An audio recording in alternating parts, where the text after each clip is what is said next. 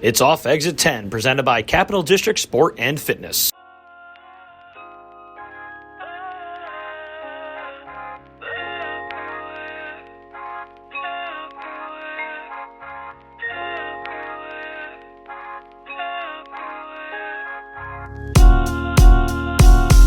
Hey, wait a minute, hold on. This is great parenting. Let me tell you something. The iPad and the iPhone are the best babysitters you could imagine.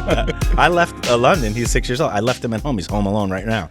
No, I'm kidding. I was like, oh, geez, maybe we got to pause this thing. Hold on, we might have to take this. We might have to take this to Dean's house. Like, Again, I did tell you he has his own service, so I could just call him and make sure he's okay. yeah, that's funny. Man. Yeah, I don't know what Coco Melon is. I just know my roommate's son watches some.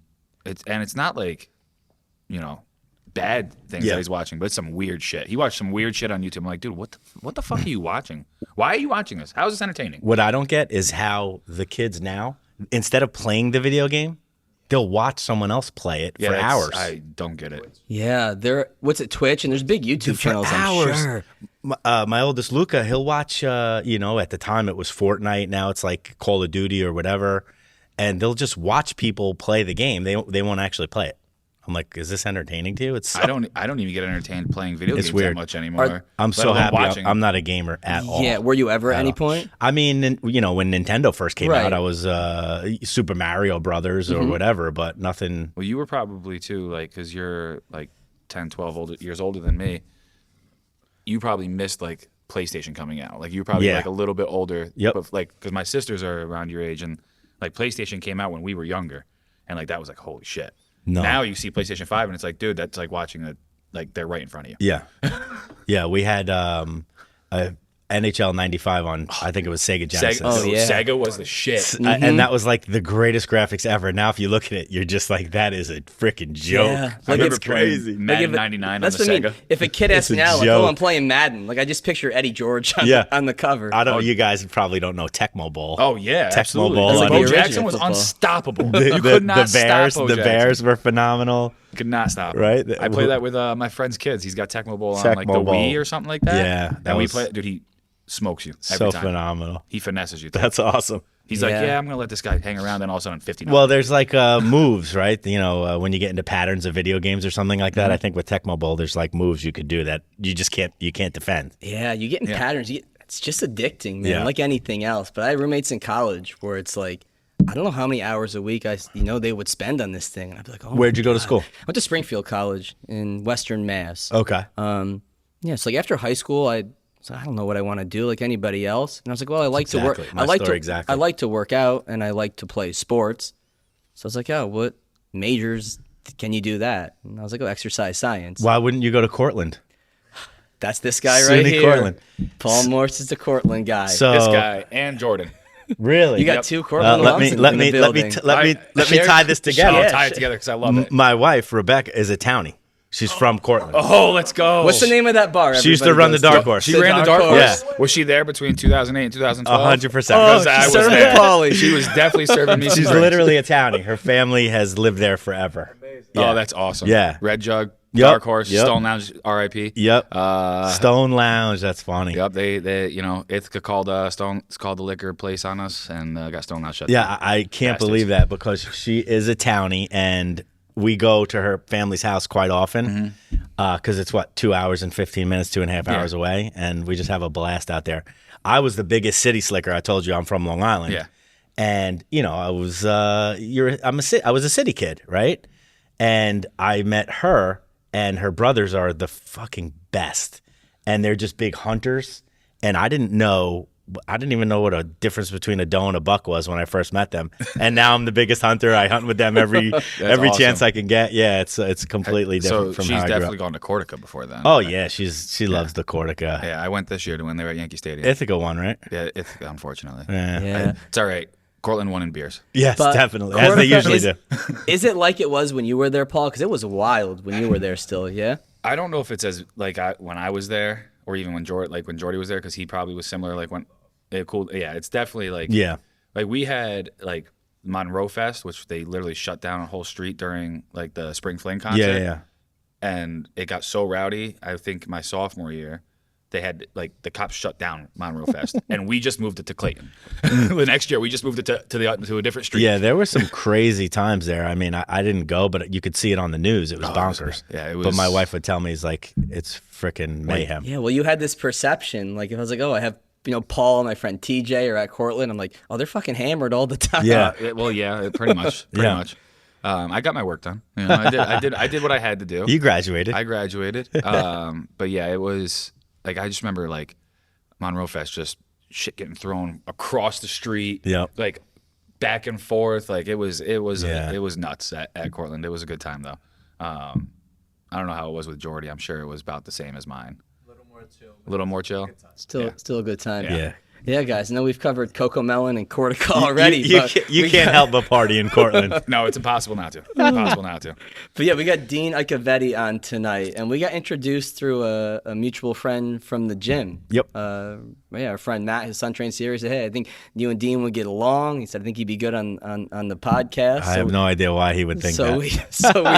We started texting, and here we are. Yes. So, yeah, Dean. So Dean owns Vanta Partners. It's a recruiting agency. Yep. Why don't you just let the people know a little bit about Vanta and when you started it and why you started it? Actually, great question. So I stumbled into I'm gonna go back and forth a bunch tonight, but how I started Vanta was I was leaving a company called Apprenda, where I was the VP of Human Resources and Recruiting. It was a software as a service company. I was their recruiter and their human resource person.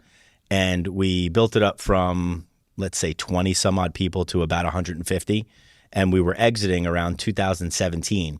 The CEO, a guy named Sinclair Schuler, literally one of my best friends, one of the smartest guys you'll ever meet in your life. I feel like if your name's Sinclair, you have to be smart. Yeah, he is. It's a lot to live up to. He is literally the greatest of all time. It's like Mike. He could do whatever. Yeah, he could do whatever you want. Sinclair, it's like a CEO. Yup, got it. Sounds about right. Yeah. So Sinclair taps me. He's like, yo, we're going to get acquired soon. So your role will probably be redundant as an HR guy, and you're going to want to look for something else.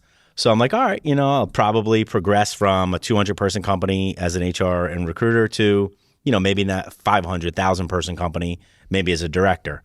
What's around here in the capital region? Global Foundries. Great. They have an opening, a director of human resources, or manager, whatever it was at the time. This was 2017. So I had two friends that worked there. I literally gave them my resume. They hand walked my resume into the HR person, and I never heard back. I never got, you suck, your resume's horrible, I'm too busy. I literally didn't hear anything. And these are friends that walked my resume in. So I'm like, this is crazy. I'm in a little bit of a pickle, right? I don't know what I'm going to do next. I'm certainly qualified for the opportunity, and this person doesn't even call. So I'm like, you know what? I'm not letting that happen to people that contact me. I love recruiting. It's a huge passion of mine. So I hung my shingle to Vanta Partners in 2018. Instantly profitable, instant clients, instant candidates. I'm upfront with people, right? I don't tell you what you want to hear or what you need to hear. I tell you what the truth is, what's going on. And I think that's why we've been able to become so successful so quickly with Vanta. We specialize mainly in like tech talent. Mm-hmm. So there's people that recruit in tech, but they're more so like keyword recruiters where, okay, you need a Java person, let me type in Java, but they don't know you can look for other skills that would be transferable to a Java developer, right? Like one thing that stood out when I started, researching Vanta when Matt had texted me, is just you can tell how you value relationships and people. Because here in the gym, what separates us and what we like to, take pride in and what we talk about more in staff meetings than even exercise programming is building rapport, building relationships, being good at communicating. Absolutely. I will probably go through a lot of things that help separate Vanta from any other recruiting agency, and me as, separate you from any other recruiter. One of the things I love is if I don't place you now, I'm not going to be all pissy and be like, oh, whatever, I won't work with you. Even if you turn down an offer that I get you. Mm-hmm. It's like, okay, cool. I want the best for you and your family, whatever that is right now, whether that's through me or not, that's fine.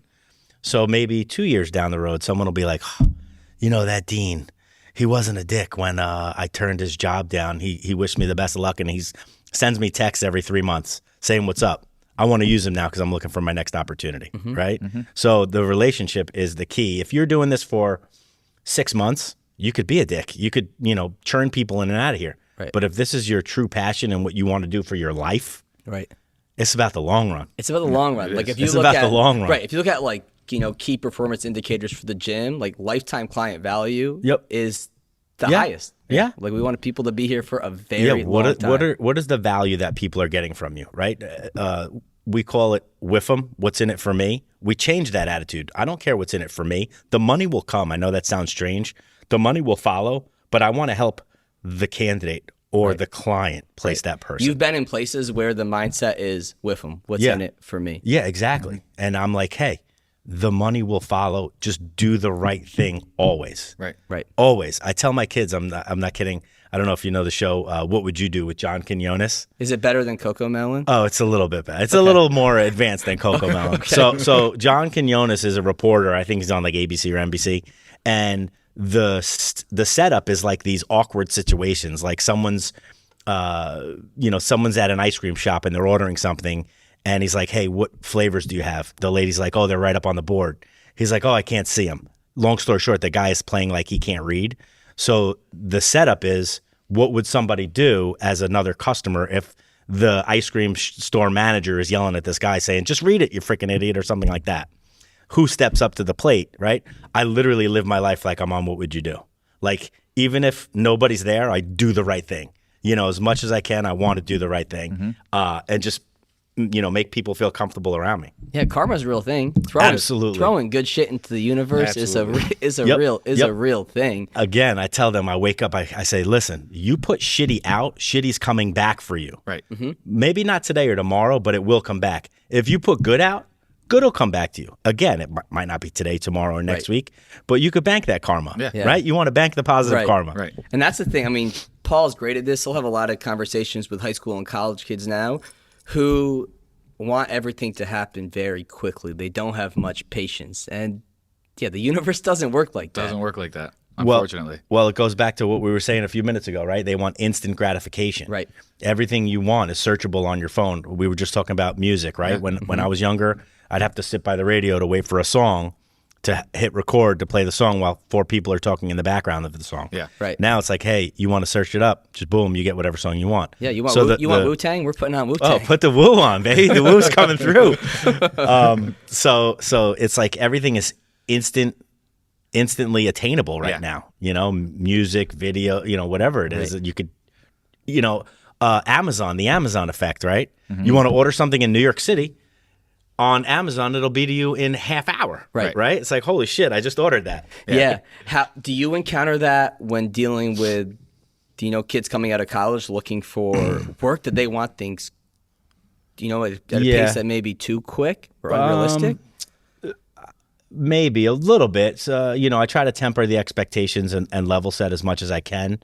But I think the population or the candidates that I deal with are super smart kids, right? They're coming out of RPI, they're coming out of comp sci programs and RIT and these very very prestigious programs of comp sci. So I think they've kind of been a little bit level set, maybe more with realistic. Yeah, maybe with the speed at which things will happen, but their comp ranges they're asking for are crazy. Right. A kid coming out of school will want like $100,000 now as a comp sci major, and they could get it a lot of the times. Right. Obviously, with a little bit of help from great recruiters like myself. But how's that process work? Like, are people looking for employment coming to you, and employers are coming to you? Yep. Yeah. So we work both sides of the deal, right? So let's say that you guys needed a trainer here, right? You're a business. You can't find the trainer for some reason. Place your ad online. You get 1,000 resumes, 999 of them are garbage. You have to sift through all that. You have to work through all that. How do you find that one person's that's the gem, right?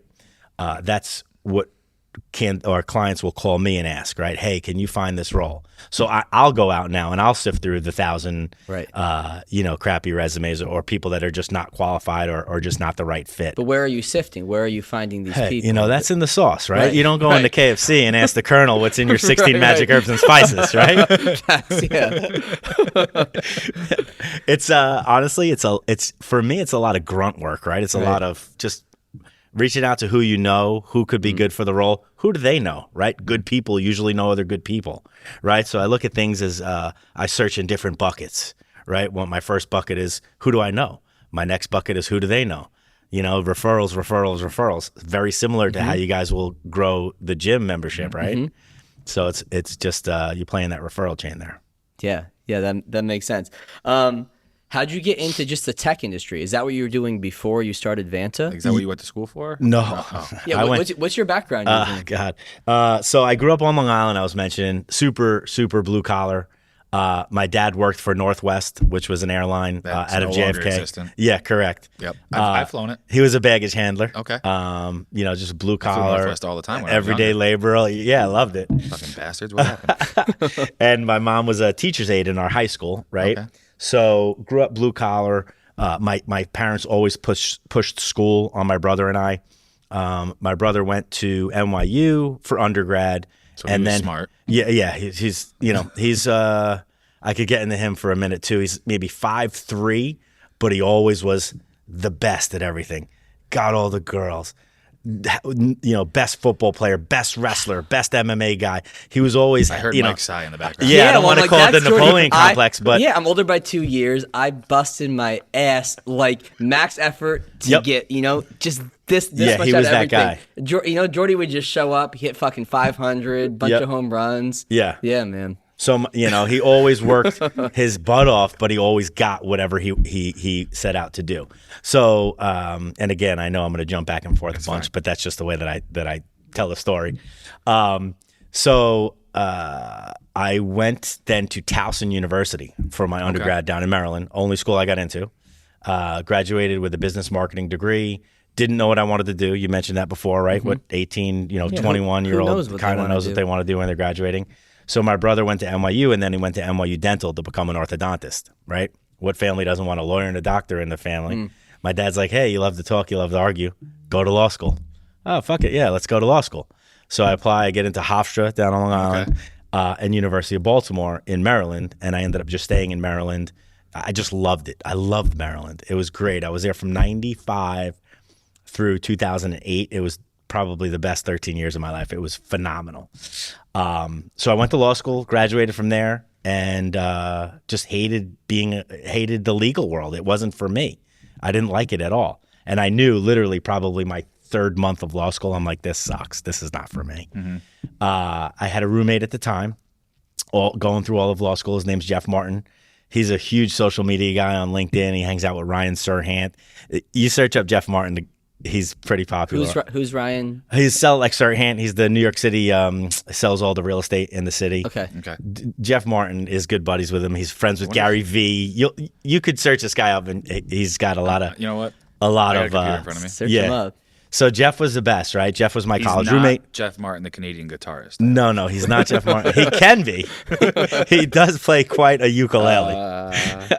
But Jeff started working for this company called New Day when I was graduating from law school, and he was in the mortgage industry. This was like 02, 03, when the refi boom was going crazy. And Jeff would put $20,000 checks on my bed every month and be like, just made that. Is he bald? Yeah. Is he a serial entrepreneur? Yes. Career coach? Yes, that is Jay Diggs, Jeff Martin. I mean, he's got 85,000 followers. So Yeah, he's no. definitely. No joke. Yeah. He's got quite the presence There's online. the second image is a Forbes. There's Forbes. Yeah, in he's the in background. Forbes. Is Yep. he yelling at you to hustle like Gary Vee does? Yeah, Paul? he does. He has that shtick at times. Yes, he's definitely a motive. Actually, speaking of Gary Vee, it's the first post right here. Gary Vee is in the post. Yeah. That's funny.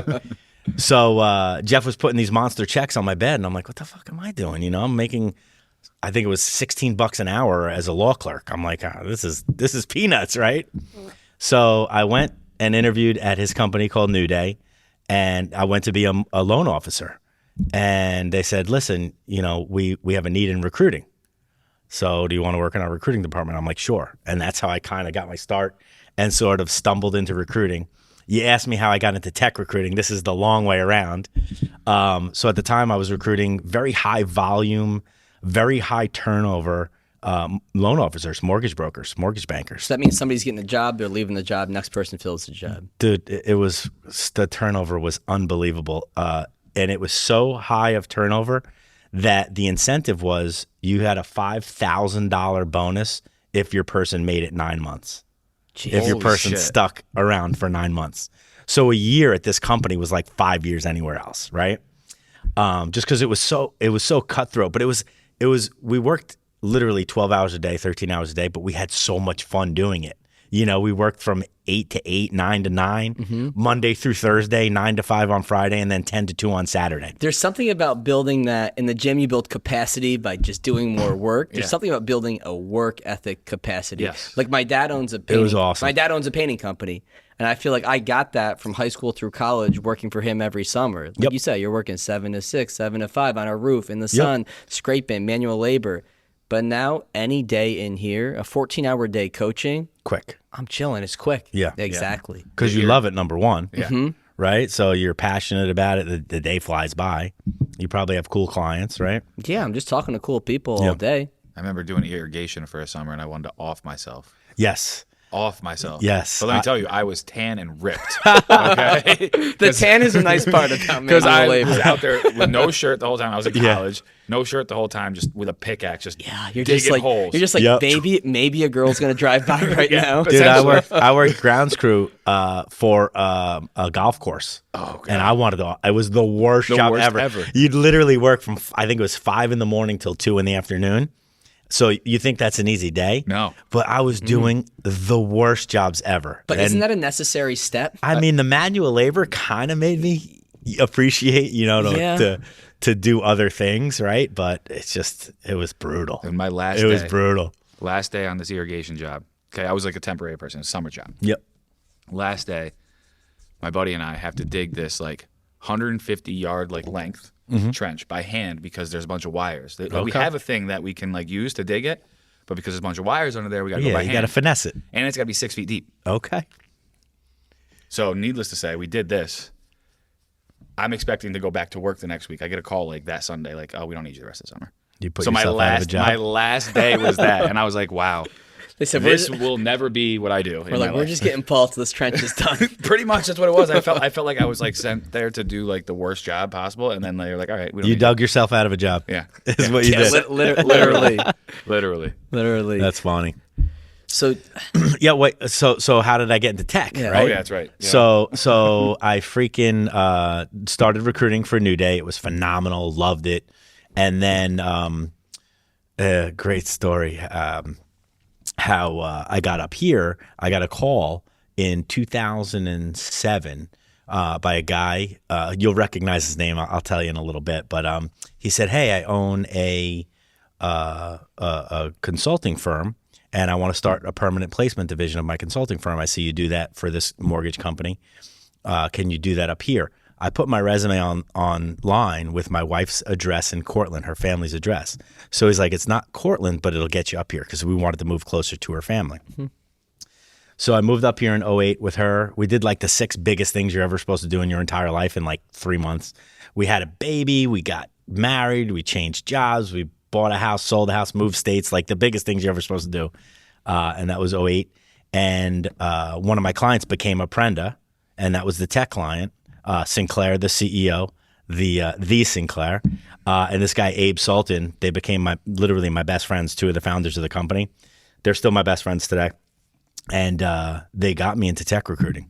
I had to understand what front end, back end, full stack, what all these different developers would do, and I didn't have a tech background, so they would just hit me all day with questions and go over all different technologies, and it changes so fast. you got to stay on top of that. 'cause You got have to be on your conversations freaking every game. day. Exactly. So I went from a Prenda, and then, like I said, I started Vanta, and we specialize in tech. when you see other recruiting firms, like, do other people place as much of a value on relationships, or is it more playing the volumes game? That's a great question. I would say that each of those has their part, right? So there are agencies that are bigger that just rely on volume that will just churn sales reps and sales candidates and sales folks, maybe a lot of marketing folks. But then there are smaller, boutiques like mine where we'll do, 80 placements a year, 100 placements a year. I'm sure all of them say they're valuing their relationships. Who's not going to say they value the relationship? But, I'm that guy that I'll text you every, couple weeks. What's up? Even if I haven't ever placed you number one, or if I placed you 5 years ago, if you were my first placement, I'm still saying what's up, right? I'm still. You got to have a lot of contacts in that phone. Yeah, I'm still checking in and doing all that stuff. I feel like that is one of the most important things, the constant follow-up. Just don't forget me. Well, it's building that relationship. Don't forget me. It's all about that relationship like you talked about, and not, just because they cross the bridge doesn't mean you got to burn it. Yeah. No. Like, you want some more? I mean, if you guys are insisting, we're not. I might as well. Pour us all up right now. Yeah. What about, like, Jordy? You got us apple me up. Please. Oh, I'll apple. Yeah. I'm going apple too. It's like a Jolly Rancher, man. It is very. I love it. Very good. Do we plug that? Are we allowed to plug that? I mean, can they sponsor you guys one day? If we get a Crown sponsor, you got to pay for that. Crown is my fave, but yeah. If we get a Crown sponsor, that'd be a great day. Thank you, sir. What do you say to employers who are like, well, I'm just going to throw this job, posting on Indeed or Monster or something like that? Like, Indeed, Monster, ZipRecruiter, they all have their place, right? So when I started recruiting at New Day, there was a guy, Pat O'Hara, and Pat taught me that the value of what you're doing is in the relationships. Monster, Career Builder, and Dice were all the rage in 2004. Yeah, I feel like you saw commercials everywhere. Oh my God, all day, every day. And he said, you are not allowed to use any job boards. You need to create your value in the relationships. So you couldn't go on a job board and say, here's 50 applicants? Nope. And I still don't. I teach all my recruiters that work with us now, we don't use Monster, Career Builder, or Dice or any of those. LinkedIn, if you say it's a job board, great. Okay, we use that. But that's more of a relationship kind of. Well, I feel like LinkedIn is more like the social media of. It's Facebook for professionals. Right. That's what my wife calls it. Yeah, as opposed to like Indeed. Like I've gone on Indeed before and whatnot, and I'm like, this is I don't even know where to start. Yeah, it's daunting. It is to look at. Well, again, they have their place to do certain things. Where if you're, maybe looking for an hourly employee or employees to do certain jobs. You can go to your Indeed, Monster, Career Builder, Dice, ZipRecruiter, whatever, and find value there. But we don't use it. We don't have any. There's no value for us in it. Right.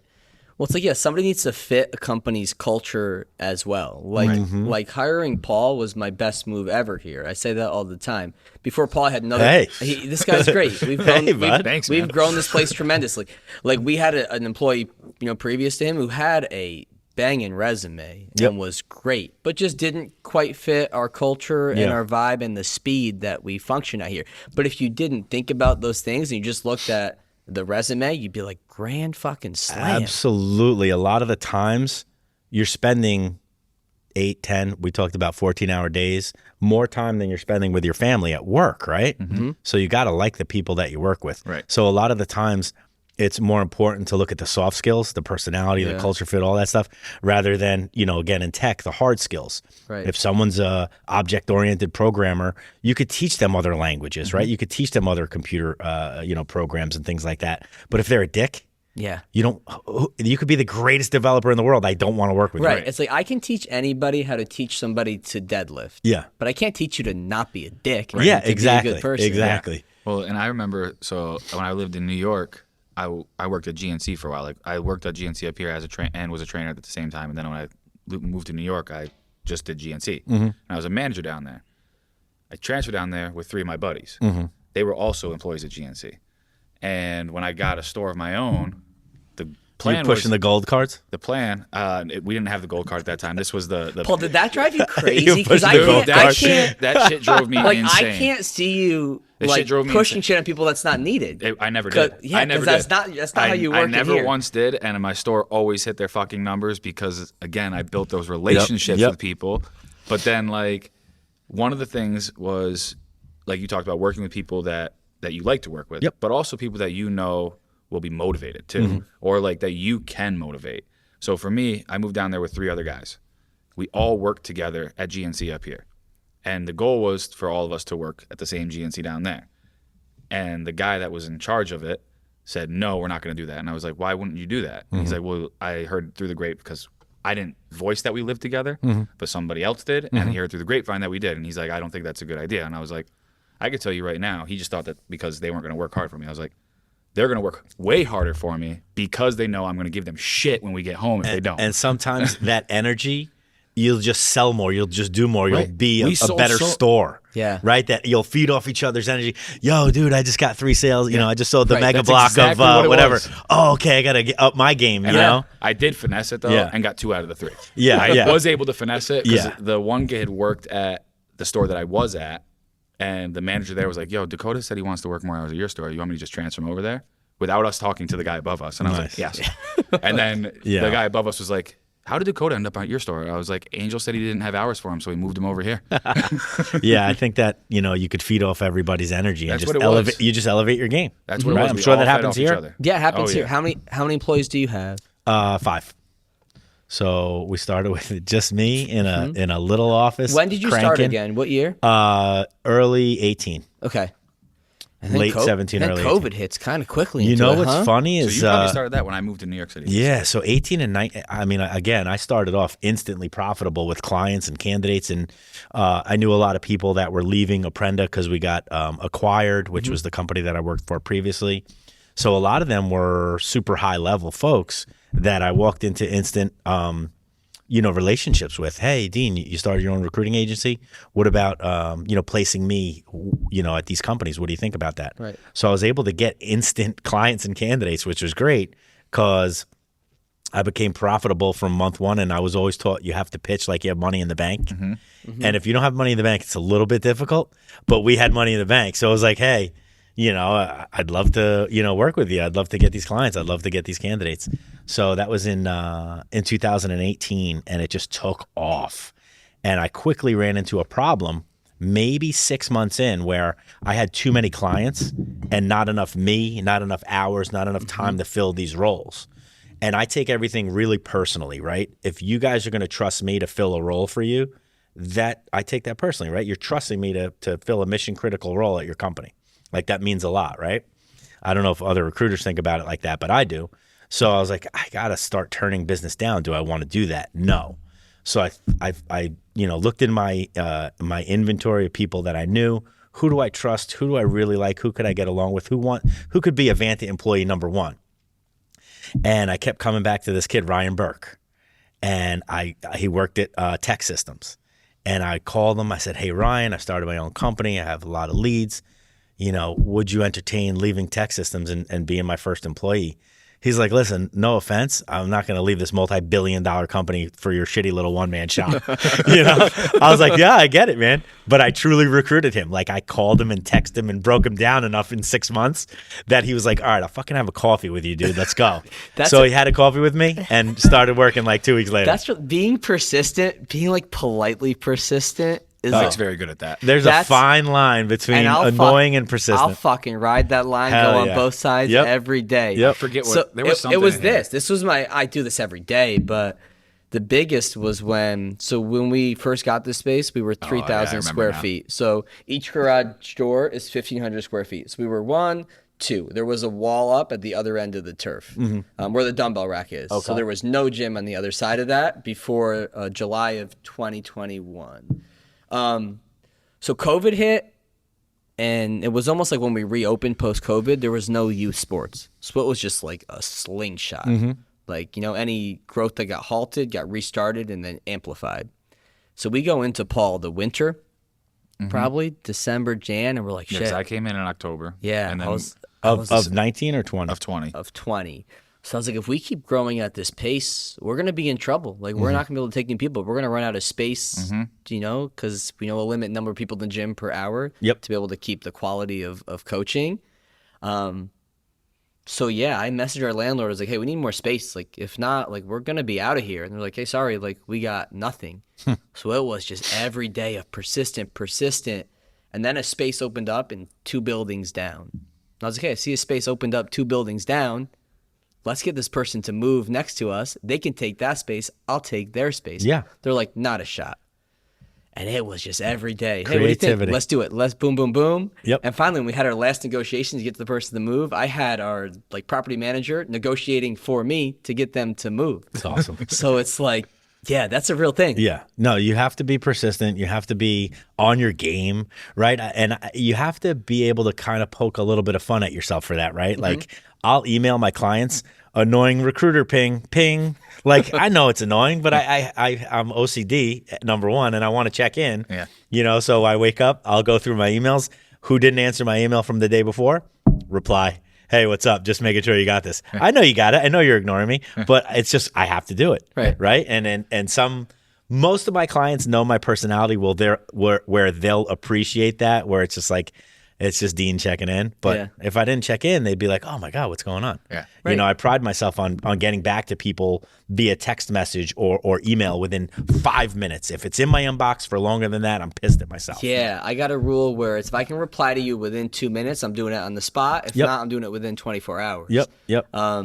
What's the process then? So say somebody's looking for employment. You already have relationships with these companies that have job opportunities that fit then. Yep. What's kind of the funnel that they're going through to get in front of their employer and eventually, get the job that they want? Yeah, so that's called the candidate side, right? There's 2 sides. There's the client side, which is the company, your company, and then there's the candidate side, which is the employee, right? The person who's going to get placed. So, the client will engage with me or my company or somebody at my company and say, hey, Dean, we're looking for a senior developer. Okay, great. Again, I go to my different buckets. I try to find out what senior developers meet these parameters that I also know will meet this culture, right? Right. Is it a fast-paced culture? How do you learn the culture of a company? Because that's something I feel like that's very internal, that's creative. I take a little bit more time up front when I take a job order or when I learn about the initial company, right? So I probably ask questions that these clients are like, why the fuck are they even going down this path? Like, why do they care? Right. I care because I put that into use later. Right? If you want someone to put the headphones on and sling code all day, I could find those folks. But if you want somebody that can train a little bit and potentially be a manager later on down the road, I have those people too, right? Which one do you want? And not that every developer falls into those 2 buckets, but that's just what I'll look for, right? Right. So I get into a lot, again, of the soft skills. From the candidate side, I could be as hands-on as you want me to be, and even this is from the client side as well. Or you just want me to set up interviews for you or just, make an introduction and you run it yourself. It's really up to you. I try to be as involved in the process as possible just so I'm there every step of the way. So, it's really the hardest sale that I say in the world because there's 2 sides, right? You're dealing with a candidate and a client, and you're dealing with the most unreliable product on the planet, and that's people. Yeah. Someone will say they'll do something and they do something else, right? Hey, Paul, I'm going to sell you this phone, right? I don't have to make sure the phone likes you and make sure the phone is going to fit well with you, right? This is a product. It doesn't matter. Right. You're taking 2 I'm dealing with personalities people. to accompany Yeah, exactly. a It's person. very, very difficult. So your money relies on a lot of stuff. But from the candidate side, I could set up all the interviews for you. I could walk you hand in hand through the whole process, or I could kind of make the introduction and we sort of shotgun style it from there. So it's really up to the candidate. Right. And I place multiple people, multiple candidates throughout the years, right? It's not like I'm going back to them and saying, hey, you ready to jump? Right. They'll call me after 3 years at that company and say, I'm thinking about making a move. What do you got? Right? What else is out there? Right. So, they trust me after I, show them the Vanta experience, right? The experience. To do it again. Yeah. Yeah. I have an interesting one. What does Vanta stand for? Great question. So when I was first starting the company, I didn't want something corny to me like Iacovetti and Associates or Dean and Friend. I didn't want my name in it. I just thought because then people I expect thought that small times that was something you thought about too. Yeah. I thought that small times it for me for I think recruiting. small times, and I think it makes it tough because if this was Serenity Sports and Fitness, people would want to work with me. Yeah. And I'm like, I got other great people. Yeah, you're the guy. They're better than me. Yeah. Go with them. Yeah. So I was like, what would be a cool name, right? So I was watching a YouTube video and this new color came out called Vanta Black. And I'm like, Vanta, that fucking sounds powerful. I was like, that sounds cool. And then I started playing with it, and I'm like, oh, companies want to be in the black and not the red. What's blacker than the black is black. It's Vanta, So I was like, it's brilliant, right? I had the aha moment, and then I'm like, what about Value Added National Talent Agency? Vanta, boom, right? I was like, that is what I'm going with. So I incorporated Vanta Partners. And a funny story, there's another really great recruiting agency around here. They're known as Allant right now, Alaant. Okay. And Miriam Deshane, phenomenal recruiter around here. She was a part of a company called Lineum Staffing before that, and they were rebranding. I announced Vanta Partners, let's say February 5th, whatever, I'm making a date up, right, of 2018. She was like, holy shit. We had a marketing agency come to us to help us rebrand. Vanta was the name we picked. Oh, stop. And I swear to God. And you guys launched before us. That's why you got to move quick. So they went to crazy. Allant. They chose Allant, which was their backup. But how random is that? You just found it on a YouTube and video. a recruiting agency, especially in the same area.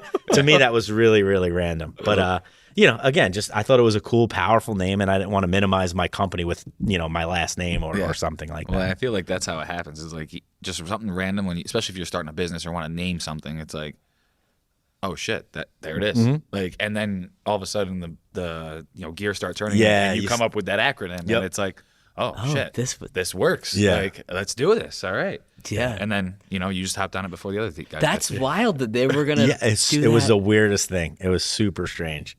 Yeah. And they were like, were you in the marketing meetings? Did you get the jump on this? Like, I'm like, I just, I literally came up with it out of nowhere. I looked at a YouTube video. Yeah. I was just watching Coco Melon. Yeah. It's the blackest black on the planet. So black, it absorbs 99.9% of light. Cool. It sounds awesome. Let's go with it. Let's go with it. Yeah, that's wild. And all my gear initially was black on black.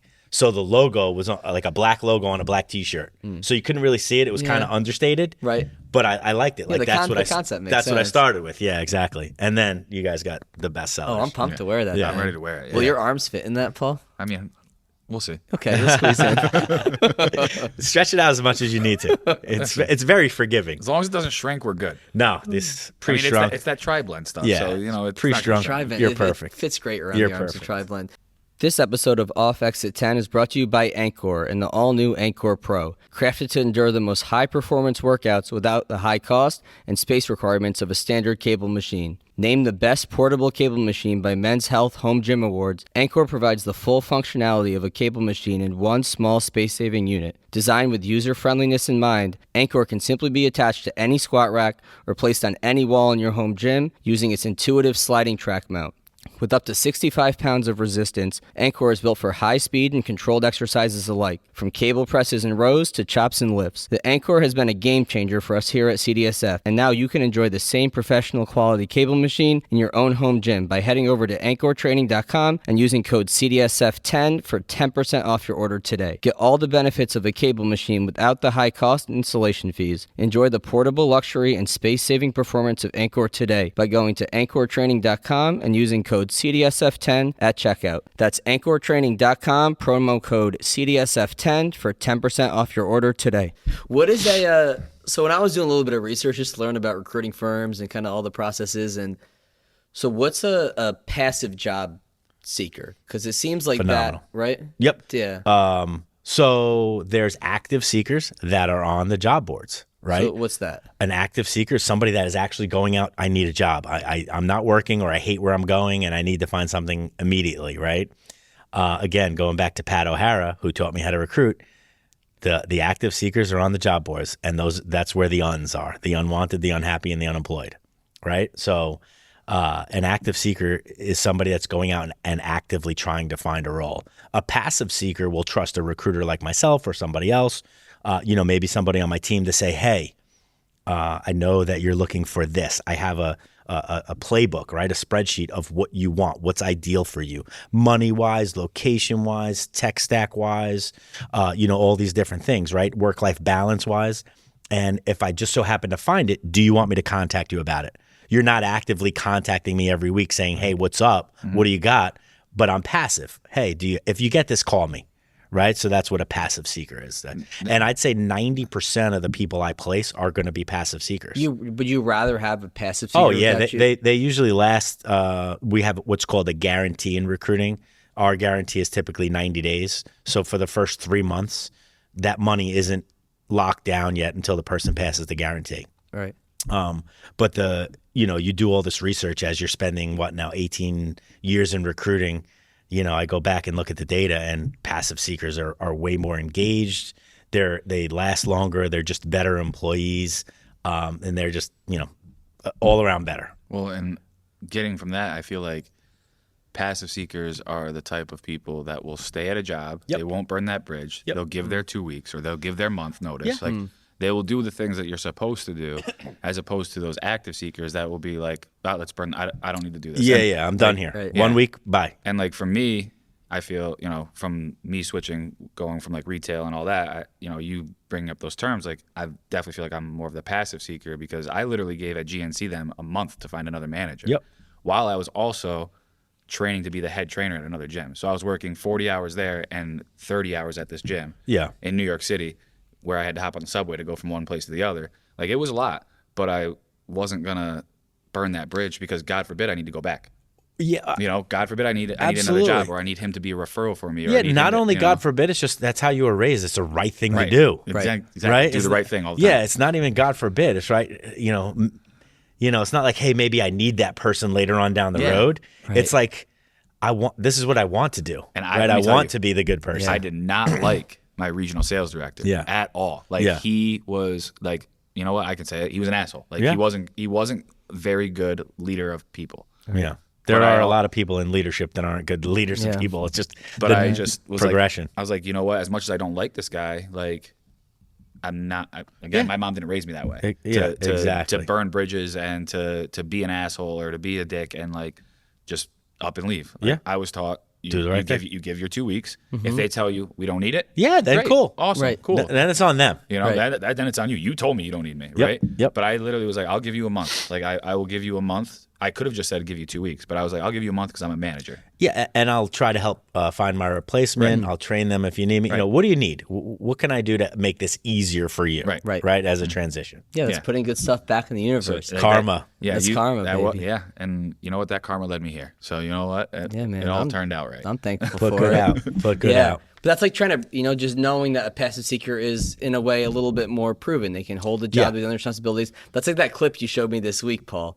The Stallone clip. Oh, have you watched Tulsa King yet? No, I heard about it. It's good. I love Stallone. I mean, I feel like we were younger dads. Like, let's watch fucking Rocky and Rambo. That's my dad loves Rocky. But Paul was 1 through 4. Yeah. All right. Once Tommy Gunn comes into the picture, clarify. We like Rocky 1 through 4. And then the Creeds are good too. I could get on board with the Creed. They're not. But it's different. It's different. Yeah, it's but definitely 1 through different. 4 for 1 through 4. sure, man. So do you want me to play the clip? Yeah, play the clip because All right. I was like, what a good way to think of college. I'm going to turn this to you Please because do. Turn the volume up on my computer. Never would have thought Stallone would have gave college advice that is like on point. On point college advice. It's not about how many times you get knocked down; it's how many times you get back up. Is that what he's got? I guess it's kind of like that, but and I feel like you'll appreciate this because obviously being a small business and needing to potentially hire more people.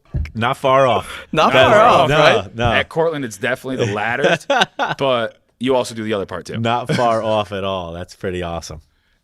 That is good. Just let that computer forward. It's on my headphones. It's fucking me up right now. My bad. Yeah. Retighten up those wires. Trey. Tighten that. Just the wires for the headphone splitter. And that's Tulsa King? That's Tulsa King. Okay, I'll have to watch that. Basically, the My premise headphones of are it fucked. is he's an Italian mobster that was locked up and didn't snitch. Yep. Gets out. You never rat on your friends. We learned this in Goodfellas. Yes. You Didn't keep your snitch. mouth shut and you never rat on your friends. Gets out and then gets sent to Tulsa. Okay. I'm not going to say anything else because that's all you need to know. And he's And then he becomes, obviously does things down in Tulsa. Gotcha. That he was doing in New York. okay. You a TV guy right now, or with kids and business, it's tough to find the time? I will binge watch some things. We're a Yellowstone family. Paul loves Yep, Yellowstone. Love Yellowstone. We're on season 5, right? Yep. I broke down, and I usually don't like to buy the thing, but I'm like, fuck it, it's $30. We literally watch it. I love it, so let's just buy it. So we bought the new season. But yeah, I'll hit. See, I just got Paramount. Yeah, you did. Just go with that. So we got Hulu. You know, we got there's all so these different many streaming now. services. I'm like, this is getting But ridiculous. Yellowstone, you don't. Well, you don't have to pay for it because it's on Paramount Network. Yeah. So I finesse it and Yep. use my mom's Dish Network password for Okay. it. So if you Don't know have to somebody, get like Paramount Plus or. it's not on Paramount Plus. It's only on Paramount. Okay. It's on Paramount Plus once the season's like done. and Yes, over with. correct. No, I want real You time. want, yeah, that's what I want. Yeah. So that's why like we just watch it on the Paramount like streaming app. It's weird because there's like Paramount, which is just CBS, and then Paramount Plus. Yeah. But yeah, Yeah. I mean, I'll hit some shows. Yeah. You know, I'm a TV fan. Yellowstone. Are you Always Sunny in Philadelphia guy? Love Sunny. You know we what's funny? were in Sunny for a while. It's funny because when he brought up the TV thing, that was the for some reason first thought thing I was a Sunny guy? first thing that came to my mind was that you were Sunny in Sunny Yeah, I like Philadelphia Sunny. guy. I don't know why. Danny DeVito's always good. Give me that. Fucking Charlie Day. Yeah, Charlie Charlie Day. Day. Dude, Charlie Charlie is Day so went funny. to he went to Merrimack College where my wife went, and she had like I went to her graduation. She had like fucking Elizabeth Warren do the fucking speech address, and I was like hungover and miserable. And then Charlie Day did the next year. Yeah. and I was like, oh, goodness, jeez. 1 year. Dude, why, I wish- why couldn't you get left back I or know. graduate? Come the on, following Sam. year? I don't even know who my speech was for my graduation, neither. but it should have been Kevin James because he went to Cortland. You know, it's funny. I was just gonna say, King of Queens. We were Oh, King literally Queens is so good. we will watch grew up watching reruns. that. Yes, exactly. Yeah, great show. We used to be at home. Dad would watch Seinfeld, and then we were into Seinfeld, but then we would watch King of Queens after Yeah, those are Seinfeld every day. Seinfeld, King of Queens, The Office. I mean, those are the Listen, I had classics a, I that had you a could big just crush watch. on Carrie. I'm not gonna lie. Yeah, no, big crush God, on yeah, Carrie. same And King here. of Queens, right? Yeah. Same here. Oh, yeah. Yeah, she got into that crazy Scientology shit. I Yeah, think she's then like she out got now. out of it. Yeah. but yeah, she was. She was a good looking woman. Yeah. Oh, yeah. And yeah, for me, fat guy growing up, it's like, wow, you could pull some good looking tail. Thanks, Kevin James. I feel like that's me in any TV show.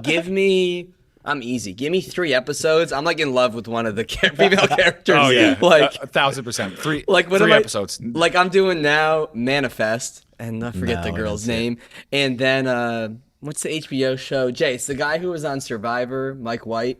What's the show? Not the Jets quarterback. White Lotus. Okay. White Lotus. Okay, There's I like heard two- White Lotus is good. I'm like sure two you guys Italian done girls, I'm like- Kingdom, Kingdom. the MMA. Oh yeah, with Nick Jonas, right? Yeah, exactly. That was good. That was phenomenal. That was really good. Yeah. That was like a show that nobody knew about. Though. I know. And then all of I a thought sudden it was Netflix su- got yeah. it, and it was like number one on Netflix. Yeah, the Kingdom was really good. Yeah. The guy Really that good. played the other dude, he was in Friday Night Lights too. The show. the brother. Yeah. Not Ryan, the guy that played the other MMA Okay, fighter. yep. Yeah, he was Ryan. in Friday Night Lights, and I remember I was watching like both at the same time. I'm Hey, like, wait a minute. Yeah. I know him. Kingdom. That's Force. Kingdom was really, really good. Yeah, it's got Frank Grillo in it. Yeah, Kingdom's a definite watch. It's just about an Jim. MMA fighter. Yeah. Jim. It's an MMA fighter. It's Gym life. Yeah, it's a really good. It's got a good story in it, like and whatnot. It was a good show, very good. And like, I'm not a Jonas Brothers guy, but Nick Jonas was pretty good in it. Yeah. Not gonna lie. Yeah, he he was was pretty good. good. He's kind of a bitch, but he's good in it. Yeah, kudos to Nick Jonas. Yeah. Listen, they've had great careers. I feel like. kudos to yeah. that Yeah. guy. Their Yeah, halftime they're- performance was kind of trash, but it's okay. Who's doing halftime this year? Oh, Is Rihanna? it's Rihanna. Oh, shout out Rihanna. I'm not a Rihanna fan, Oh, but I that's am. probably gonna be. It's probably. Gonna be, I'll watch it for Rihanna. Yeah, I like some Riri. you know? I mean, I did watch the J-Lo Shakira one for a reason. Yes. That's I hated funny. when people bitched about that. You're like, what do you expect them to do? I liked the Weekend. What was that last year? 2 years ago. The 2 years ago. Weeknd. He was the Weeknd's COVID great. Yeah, I thought that was fine. That's your Whatever. current song, Jordy. The Weeknd's on. Yep. What's the original song? He redoes. I don't want to know the Mario Winans song. He redoes it on this new album. You would know the song. It's an R&B song. We probably can't play it. We'll get like hip. You probably can we play it? Do you want me to play put the it. original one? Play the original, then play the Weeknd. Yeah, Spotify's not coming after us. Yeah. I mean, listen, yet. I mean, we've already plugged Crown. We plugged Coco Melon. Coco Yeah. Melon. Oh yeah, we're good. Yeah, no, all that shit's out of my brain. Play the original. And then play the It's Weeknd. funny you say that Hold on, because I got going an through law ad school here, and you know. graduating, like every family member thinks you know everything about every law. So they ask you ever questions made. about Oh yeah, everything? hey, I got in an accident the other day. Blah blah blah. I'm like, I have no fucking idea. I'm a fucking recruiter. Yeah, at this like point. get out of my face. I have no. You know what you do? Call your lawyer. I mean, I grew up old school hip hop, right? Like we talked about when I walked in, The you guys Wu? had the The Wu. Wu, Yeah. Yeah. I was the Wu. It was Biggie. I was way more of an East Coast fan. Okay. So I mean, Pac, okay, fine, but I didn't really listen to it. Yeah. Until after he died. But that's whatever. when beef was intense in the 90s. Oh, it's the real East Coast, beef. West Yeah, Coast, right? yeah, Like you had like the Source Awards or whatever, where they went, and Yeah. it's like, Yeah. I was definitely Wu-Tang. Well, you couldn't really like the West Coast if you were East Coast. That's you how could it not. was. Yeah. But now guys are getting shot every week. Yeah, man, it doesn't matter where you're from. Yeah. Right. It's Are wild. you a Jay-Z fan? I like Hove. Yeah. I'm a big Jay-Z fan. like That's Hov. my favorite. Paul and I think I bring I up think Jay-Z his- on 50% of our podcast. The Yeah. Blueprint. Yeah, I think Oh my I think God. that was his best the album. best. Paul and I play that every Yeah, week. that's a too. great No skips. album to work out to. My two favorite albums. Are you entertained? Yes. Yeah. Are you not entertained? Yeah. My two favorite albums are the Black Album and the Blueprint by Jay-Z. Like hands down. Oh, so The good. Blueprint is no skips, and he does Can't this- Knock the Hustle. Can't Do you- Knock the Hustle. I mean, you go way back. Yeah. Oh, you, yeah. Yeah, you got Izzo on there. Reasonable Doubt is another Oh, one. that's one. That's what I was But- talking about, that's right? that's the first. That's his first album, Right. 96. Okay, Can't Knock the Hustle. That's taking up this time. Yeah. Can't Knock the Hustle is Yeah. on Reasonable, or is that on? And that's Blueprint? 22 twos, right? Is it on that? I think. That's not, is that Reasonable Doubt? I think Yeah, that's I'm Reasonable pretty Doubt. sure. But Blueprint is like Izzo, Girls, Girls, Girls. Yes. Twice. He did Blueprint's- Girls, Girls, Girls he does, twice. He does it Girls, twice. I do Same adore. beat, two different, like all different verses. Yeah. And it's still no skips. Yeah. Hold on, I'm gonna do what your kids do. But we're big Yeah. hip hop guys, you could Yeah, tell. But yeah. I like. You know how I've been. I like Wheezy. I like Lil Wayne. I think Dude, he's. that's who we grew I like up on. Lil Wayne. Yeah, we were talking today. Like all the kids listen to the new rap. And I we, don't like the new rap. So Paul, a lot of it. We don't as much, but 21 Savage is big now, and he reminds me of Wheezy, where that he just says nonsense every verse, and you're just And like, it's oh, this good. it's good. And It's it makes good. sense. Yeah. It's Right. nonsense that Yeah. when you look at, then you go back and you actually like listen or you break it down. You're like, Right. he just made sense of nonsense. Like Yes. Wheezy, the Carter 2, the Carter 3. Carter Yes. the Carter 2 is my favorite. Weezy Yeah. album. Yeah, And you then could- to I me, like a the little Carter Weezy. Carter 3 changed rap because he drops a Millie that has no chorus, that's off the beat, that's just straight nonsense, Yeah. and you're just like, oh shit. You guys ever watch Harry Mack? Oh, Harry Mack he's the one I showed you He's the a- freestyle. Is he the That white guy's guy? He's the white guy that does the amazing. And Dude, people he's he'll be in unbelievable. Times Square Yeah, and they'll be like this. He'll be and like, then he'll "Yo, go. give me 3 random Paul, words." play You're Harry like, Mack, water play bottle. something. Jay, have you seen this guy? Oh my god, he he's is unreal. He's a good freestyler. Unbelievable. Dude, Yeah. he'll be like, give me 5 words. You'll give him 5 words, but The then most but random. then there are 5 random words, but then he'll be rapping and you'll be wearing something Nike and he'll point that out, and then he'll point out something that Mike's wearing and like put Yeah. it into it's ridiculous. Paul, pull up on my YouTube. I got to find like a good Harry. Yeah. Mack. Yeah, he's literally. But the thing like phenomenal. that, can somebody like that have a rap career? Or they're just like in a. He's gonna I don't make. know. He is what he is. He's somebody. He's a TikToker, right? right. Like Right. he's somebody that's gonna make money because of social media. Like Yeah. he wouldn't have made money in the 90s. No. He might have because At he like a rap battle, he Right. might right? have. Like those rap battles. So he might have made money. it in the 90s because he would have got popular because he actually raps. Yes. Now he doesn't because he doesn't have a catchy beat. Yeah. Right. But he actually raps. Like, Yeah, it's different. He'd do Here, pull well. it up, He'd 'cause do you- well on 8 Mile. You right? showed me He'd quick. do well with them. And I was like, it's a white guy that's I- not Eminem and not Paul Wall. Like, I don't want to hear it. But He's- play he's some right my really, now. really one good. gripe with 8 Mile is the song "Lose Yourself." I love the song. Yeah. Except for he lies to you right at the beginning. What's he do? He says you only have 1 shot. Yeah, one Motherfucker got 2 opportunity. in the No, fucking true movie. story, yeah. He literally got 2. He fell flat on his face to start. Yeah, there Great was end. vomit on his sweater. Yeah. Mom's spaghetti. Yeah. Great end scene though. What a good end. I get trying to charged up. think, to what's watch a that what's a end scene good right now. one here? Just search Harry Mack. I don't fucking know. There's a bunch. Oh, He's got there's like one. 1,000, Yeah. and they're all really good. Let's do this one because there's a bunch of hot girls. Done. I think Juice WRLD would bury him. Well, Juice WRLD. Juice Yeah. WRLD is a different Juice WRLD freestyle for like 2 hours. That doesn't even count. I feel like that's what Juice. There's videos where it's just like I throw don't out know. words, and he'll add them immediately, and Right. you're Yeah. like, oh, that flows. Yeah, Really? I don't remember Juice WRLD. You got, Yeah. If you look up, what is it? Is it the Tim Westwood freestyle? Yeah, Is when that- he just throws out words. I think the Tim Westwood freestyle, he raps for like 2 hours. Yeah. Like, You know who did that? I think on a podcast was Busta Rhymes. Oh, Busta Rhymes was good. He Yeah, goes I fast. think You know, Bust- who Busta Rhymes lost to in high school? Who? Jay-Z. Oh, Hove. Yeah. in In freestyling. freestyling. J-Ho. There's like a Busta Rhymes tells Busta Rhymes. I think they both told the story about how like they were in the cafeteria or whatever. That's funny. And Jay-Z like destroyed him. He smoked him. Yeah, he man. smoked him. He's like, I thought I was good, and then Jay-Z came along. Yeah, exactly. Jay-Z's Yeah. awesome. But no, I love hip hop. It's a big part of here. We play it every yeah. day. Yeah, We music's talk about got it to all be the- a big part of working out. Yeah. It's so funny because I'll ask kids. I'll be like, "Oh, what kind of music do you like?" I don't know. I'm like, How what do you- not? I'm like, how do you? I'm like, It's part of your identity. I have always, from the time I was like 5 years old, like there was some sort of music I liked. Yeah. Like when I first started growing up, I liked what my parents liked. So I liked like country music, some like classic rock, stuff like I that. never liked country until my wife. Until you moved to the country. Yeah, I freaking Yeah. love. It's- I like new country though. I don't like Conway Twitty and stuff like that. To me is I like Garth Brooks. I like Luke Combs. I like Morgan Wallen. I could love like- the last two you mentioned. yeah. Yeah, I could You would like Garth Brooks, I think. I like this I like Friends in Low Places. Friends in Low Places is a yeah, classic. Yeah, Come on. That's a college. You were listening to that at the Dark Horse, Oh, right? of course, Yeah, of course. That's like the end of the night Downstairs, song. though. Downstairs. Yeah, Upstairs is all the no. hip-hop. Downstairs is all the country. Do you remember Frank the bartender? Oh, JDU. Yeah, oh yes. he's there. My wife's really good friends with Frank. Oh, that's Jay, fantastic. Frank served you up. Ran upstairs. Yeah, Frank. Did he treat you well? Do you remember Big Ed? No.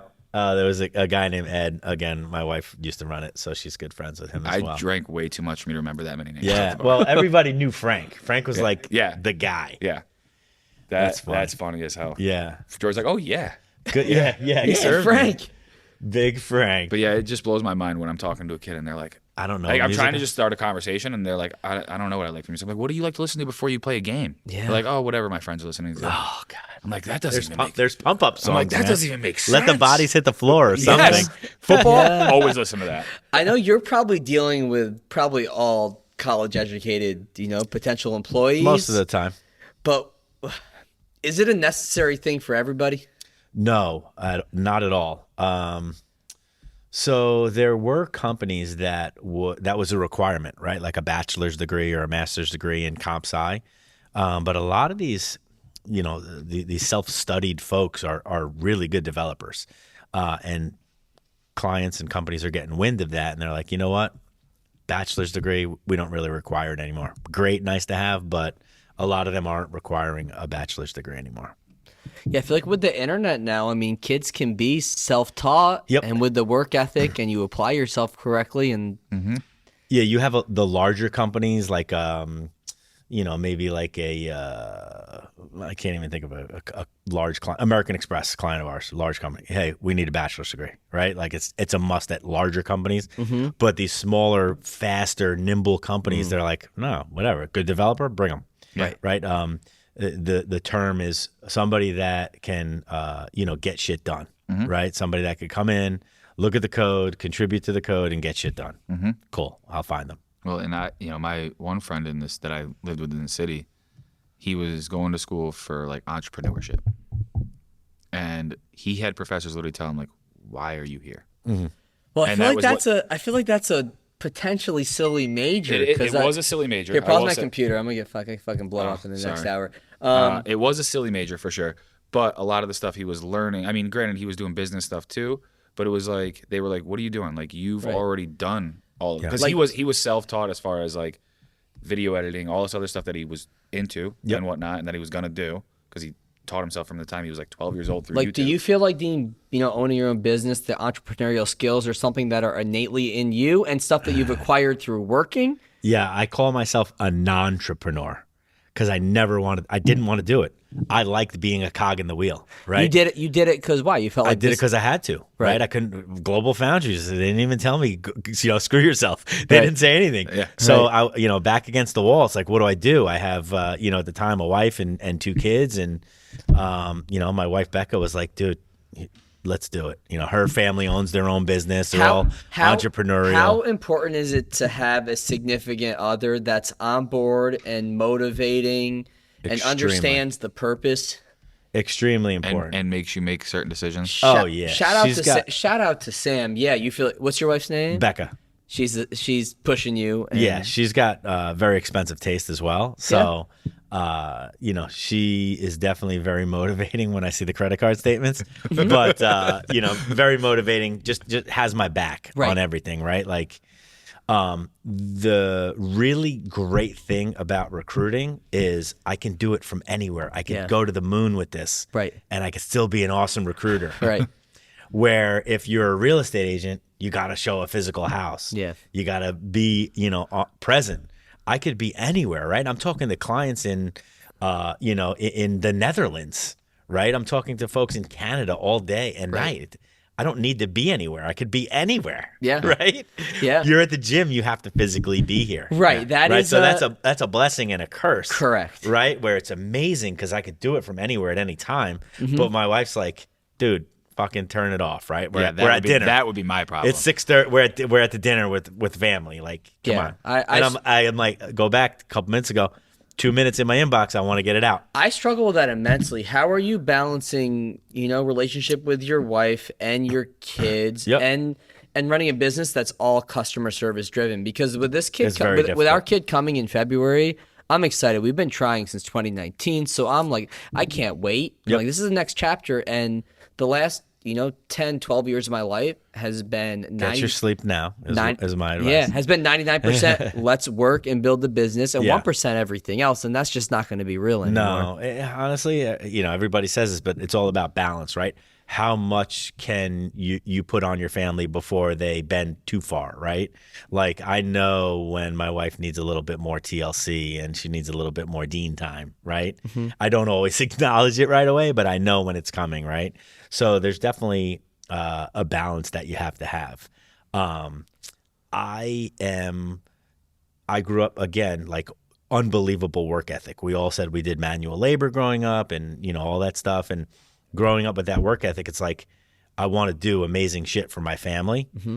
But then I don't want to. How do you do amazing shit for your family, but you're spending so much time doing that amazing shit for your family Yeah. and not spending time with your family? Right. So in my mind, I'm like, well, I'm doing all this for you guys, but I'm away from them sometimes, So it's like a double-edged sword with that. This episode of Off Exit 10 is brought to you by Drink Alchemy. Fatigue and brain fog affect us all, destroying everything we pursue. Whether as an athlete, artist, creator, or entrepreneur, our mind holds the key to performing optimally. By combining the most potent organic nootropics found in nature, Drink Alchemy delivers sustainable boost to creativity, memory, energy, and focus in one epic beverage. Stop pumping your body full of excessive amounts of caffeine and unknown proprietary blends from other energy drinks, and get clean energy from Drink Alchemy's natural nootropics like lion's mane, L-theanine, and caffeine from green tea. Used by Olympians, D1 athletes, MMA fighters, and entrepreneurs, Drink Alchemy has become a huge part of my daily routine, making sure I'm functioning optimally during long days of coaching athletes, running CDSF,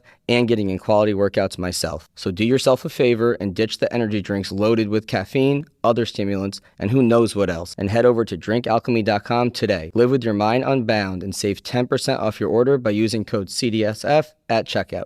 That's drinkalchemy.com, promo code CDSF for 10% off your order today. Well, and that's just the whole thing of like, you can buy them all the shit in the world. Oh, yeah. But that doesn't replace the time. Agree. Like, and that's just, Ben said since we were younger, Yep. like no matter how much, you bring in as the, breadwinner or the head of the household or whatever it is, right? Doesn't matter. Like your kids aren't going to care if they didn't see you.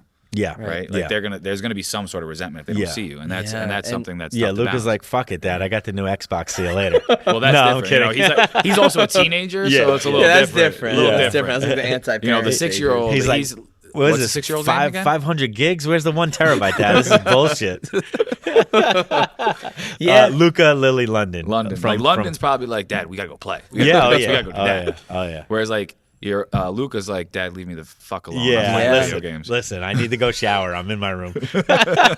Yeah, man. And it's like, I've said this on here before, but Jordan and our childhood, my dad was a state trooper for 20 years. Yep. So he worked 7 to 7 or 7 to 7, an A-line or a B-line or whatever they called it. And then he owned a painting company Jesus. as well. So the dude was always working. When I look back, like he always was at things. He really made 100% effort to be at everything he could. But in my head growing up, I was like, oh, this is how you do it. Yeah, You exactly. work 16 hours a day. Yeah. This is how you have a family and provide for your Same, family. And same. this is how it is. And Yeah, it- this is what you do as a man. right. And As a husband. And this is where I'm entering this weird phase now where, we're about to change our schedules in the gym in January to allow me to be home more, be with Sam more, be with our baby. Yep. But it's like never has that even been in my head. It's like, oh, I need to provide for our Yeah. family and build something. Well, I got to work 16 hours a day. There's no Yeah. other options. That's when you lean on other people, right? Right. That's when Sam and I collude against Mike. Yeah. Yeah, they do, and I do. love it. Keep doing it, That's when- please. that's when you Sam, lean Sam on other texted people me today, and that I you didn't, can even tell, trust. I didn't even tell Mike like what Yeah. she texted me. You gotta have good people in your life, right? Yeah. And folks that you could trust and be like, hey, I double booked this client, right? I can't get to the gym for this time or whatever, and someone's got to help you out, Right. right?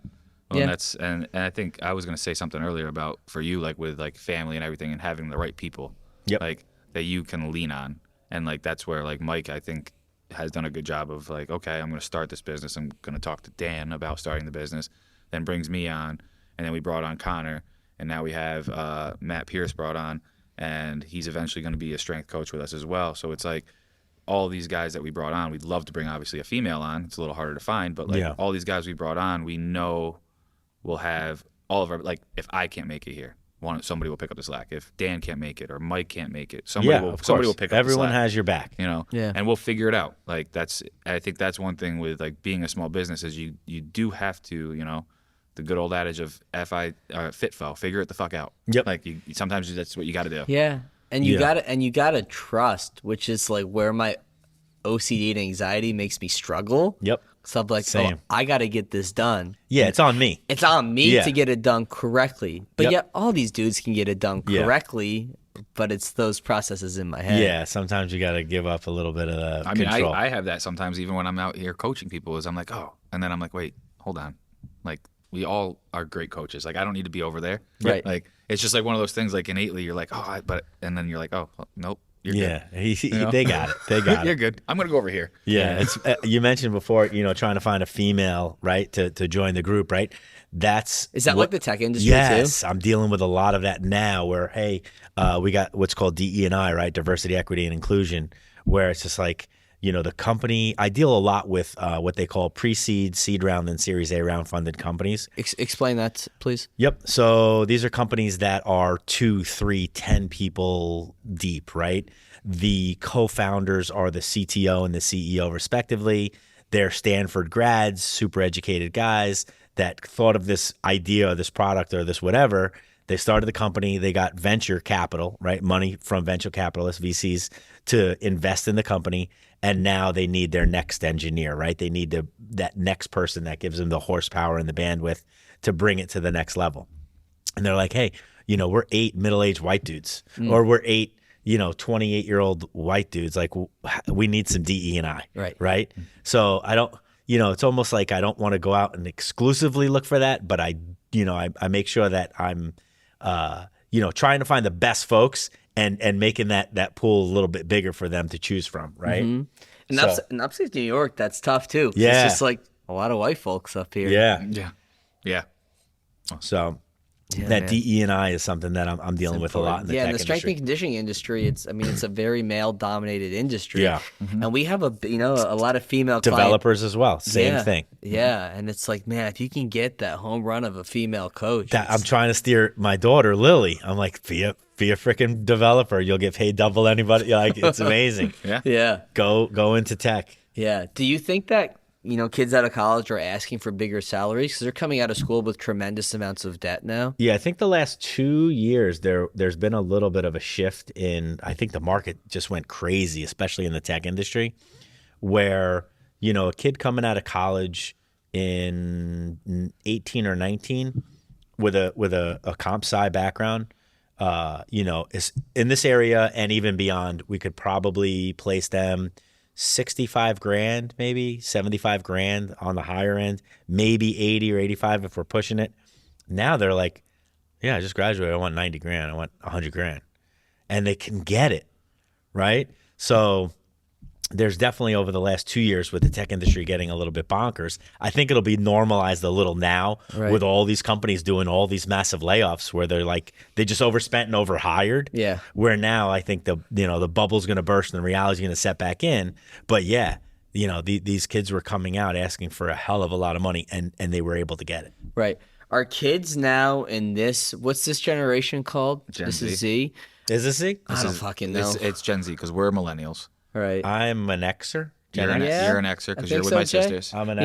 Xer. Yes, you're Gen X. We're millennials, and then Gen Z. Are they still valuing their morals and personal growth, or is it just like salary's the number and that's what I want, and let's forget about growth in the company and what I want? And- Honestly, I don't want to generalize, right? There's Right. pockets of anything, yeah, right? You could come across, 10 people that are just like salary driven. Right. And then the next 10 are just like, hey, I want to work with a good company that's mission driven, that has a purpose, that, what do you do as far as non-for-profits go? That's I'm the like, not person- much. That's probably the person you're going to place. Right? Yeah. It's like, so I try to talk to so many people that I have, candidates for all of my clients, right? I try to just bring everybody to the table that's qualified.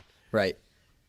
Does AI scare you that it can take over jobs for people? Honestly, like for what I do, like as a recruiter or just in general? Just in general, like these jobs that these people are going to you to get are one day not going to be there. I think it's kind of cool, right? I love tech. I love technology, right? Like, actually, it's a love-hate. Let's back up here. So I love it because it's providing an unbelievable living for my family and I, and great stuff.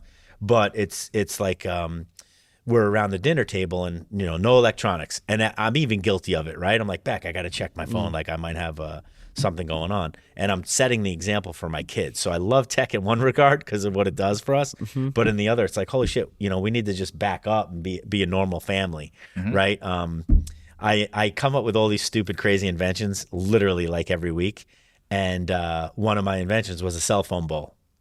And it's a bowl. You just put your phone in, when you go out to dinner, or if you're at a restaurant, you put your phone in the bowl, and whoever gets their phone out to check it has to pay the bill, right? Nobody wants to be that guy or that person. Yeah. So around our dinner table, hey, cell phone bowl. Like let's like interact with each other. I like that. I'm going to use that next time. Yeah, let's I'm gonna use interact. that. I might not have a bowl at the table I'm at, but I'm gonna be like cell phone centers. I like that a lot. Like Yeah. this conversation we're having now, there's a 2% chance it happens in the world today because of the phone. Yeah. Like Yeah. who's going to sit down for this long and just talk to each other and look at each other? I'm and actually talk to looking each at the other? clock and I gotta go. No, I'm kidding. Oh, I was like, okay, let's wrap this up. It's happened before, so I was like, oh no, Yeah, listen, I've overstayed my welcome. no, we're chilling, man. We're chilling. But yeah, like the technology thing, it is a love-hate thing because you see the kids with it, and it's great what they have access to and what they can accomplish with Yes. it. But then it's like, how much are you on your tech, and how much are you just being physically active? Yeah. That's one thing I love with like I have two younger brothers that are 15 and 16, and I love the fact my one brother is very much like plays video games, very very much a computer guy, but is also extremely active. He also loves working out. Happened to be, I was like, this is great. I love it. Best of both worlds. This is what I do. I can help you with this. This is awesome. My other brother, dude, can't get that kid to sit down. So he's just outside all the time, riding quads, running around, playing Love it. sports, fishing, whatever it is. Like, So it's like, and when he does finally sit down, he sleeps. Like that's what he does. And it's just, I don't feel like that's the norm, unfortunately. No. But it's like, you should, like when I grew up, my mom never told me I couldn't play video games. But she always was like, I want you to be active too. So like Yeah. I'd play video games for a little bit, usually when it was a shitty day out and I couldn't go outside and do something. Yeah, exactly. And I don't feel like that's where we're at right now. And unfortunately, we just got to find that balance. What's different now, though, is you can interact with people while you're playing the video game. Yeah. Yes. Right? Whereas Yeah. before, I had to have my buddy over to play a baseball game, and we're sitting next to each other. missed A Right two-player now- Ken Griffey Jr. Yeah, baseball. exactly. Now it's like you go interact with people, as many as you want, Right. all over the freaking, literally the world. Yeah. Where it's just like, I'm like, Luca, who you on with? Right. Oh, my boy Ty. Ty lives in freaking South Carolina, bud. Yeah, I'm online with him. I'm like, Yeah, what? that's where like when you have kids and we're around kids every day, but like people talk about the metaverse. I'm like, that's just gonna be real because like kids live there already. They're online. That's weird. To Like me. one of the kids yeah. in here said some joke or whatever, and I was like, I don't have any idea what that means. You got to be in the metaverse. Yeah. Like, gotta be. Yeah. And then come to find out, it was like a video game term, and I was Yeah. like, oh, you literally are living in the An metaverse. NPC? Yeah, That's what it was. Was it? Yeah, that's what it was. Dude, did you just spawn? That's I didn't, but they said something to me. Oh, and I you're was like, like, wait, what is that? I don't even know. NPC. Jay. Playable character. Yeah, non-playable. It's just somebody in the video game, like that's random on the side, an I was like, what the NPC. fuck does this mean? Yeah, my I was son. like, that joke would have been funny if I understood it. Yeah, it's like, yo, dude. My son Luke is like, yo, Dad, there's so many NPCs at school. You're like, I'm what? like, all right. I'm like, try to include them, man. Just be a good person. Yeah. On the opposite, when did you start hunting? How old were you? So I didn't hunt till, let's say, maybe 50. Let me think here. So about 14 years ago, maybe. Yeah. So I freaking literally love hunting. I could spend all day in a tree stand in the woods Jordan, and love it. do you know that I think about this a lot? I love it. Our grandfather, he passed away when I was 12. He was 62. He had cancer, but his passion was hunting. So much fun. And he would always ask me to go out, and I just never would. I'm like, I'm not waking up fucking early. Like, I was little. I was 10, 11 It's years a lot old. of self-torture. But I regret it, and today, Jay, every year I think maybe I should get a permit and get into hunting because Poppy always wanted me to. He loved it. I love the concept of just like the strategy of it. Yeah. And now you're gonna It's patience. kill too. an animal and patience, but now you're gonna use all those resources. Yeah. And you're gonna skin it, and you're gonna Yep. eat it, and you're gonna Yeah, rule in our house is if you kill it, you got to eat it. Yeah. Other than like bugs and stupid shit, right? I So mean, you could enact that rule if you really wanted to. yeah. Well, the kids Right. probably But would coming eat the coming bugs. from Long Island and around the city, like you Yeah. probably never thought you would get into Zero. that. You probably never even saw a deer. What are Dude. you, bow, rifle? Both, everything, Both. bow rifle, muzzle loader. But what do you love about it? I love the camaraderie of it. It's just fun, right? Like, you get your license. You're gearing up all year for it. You put your tree stands out. You get your stuff ready. You sight in. It's all kind of like a build up to this fun day, right? Opening day is like a really fun day. And then the beauty of it is like it's a lot of patience, right? There's a huge difference between bow hunting and rifle hunting. Yeah, bow hunting's a little bit more intimate, right? You got to be a little closer to the deer. You got to be a little bit more stealthy, quiet, etc. Where gun, I'll shoot 150 yards, 200 yards, right? Right. The deer doesn't even know who the fuck's around. Right. It just gets smoked, right? But it's just a lot of fun. The camaraderie of it, it's just, to me, it's great. It's really, really great. I also wondered for you, like being somebody that's in tech Yep. all the time. Yep. If it was like an escape for you from that. No. You know what? You told I'm in tech, but I'm not hitting the keyboard Yeah. like computer programming wise. Right. Right. I'm more like You're the a people person. Yeah, I'm more the Right. personality that's talking like to the Jordan tech guys. Jordan put it in a great way. I think he said it. We did a podcast, Jordy and a bunch of our friends a while ago. Wow, it was a great time. Unbelievable time. But Jordy writes online, but then he also paints for my dad. But you said the contrast between the two Yeah. is so important for your mental health. Yeah. To be behind a computer, but then to be out doing manual labor. Yeah. Matt, I try to steer as far clear for manual labor as I can now. But, like I said, I had such an appreciation for it growing up where, my family owned restaurants growing up, right? So I'm 13 years old, waking up at 5 a.m. they owned a marina and a restaurant on the water. So I was, 13 years old running the docks at this marina, and I'm getting there at 5:30, 6 a.m. and the fishermen are like, dude, you're late. I'm like, what? Like, what are you doing up right now? Right. These guys, they want their worms and their fiddler crabs and, their spearing or whatever they were, fishing with that day. So there's definitely, I want my kids to have that, those experiences, right? Super hardworking, get your shit done, dig a ditch, do manual labor. But I also want them to have the option to be like, hey, I could be a computer programmer, or I don't have to use my hands or my, my sheer, brute force to make a living. Is that a hard thing for you? Because I feel like our parents had it real hard. And they were like, I don't want my kids to have it as bad as I had it. And then, they're like, okay, the next generation, I don't want them to have it as bad as we had it. And then our parents overdid it with us and babied us. And then with our generation or below us, like they're a little bit too coddled. Soft. They're a little bit too soft. But it's like, how do you find that balance? I want my kid to work hard, understand the value of work ethic. I think still they give them see what you they do want. it, right? Right. Right. You work hard. You're here. However, it's fucking Friday night. It's 8:00, dude. You're at work. Yeah, I'm having a good time. We're drinking. I'm having a I'm great having time. a I'm having good a great time. time. Yeah. But excuse me, you're working, right? So, I mean, I'm sure they'll see that growing up, but you know, again, it's about balance, right? Yes, about how you deal with the family and work and all this stuff. And it's not going to be balanced all the time. In fact, it'll be out of balance most of the time. Yeah. Okay. Elaborate on that because I like that. There's certain times you need to give a little bit more, and there's certain times you need to take a little bit more, right?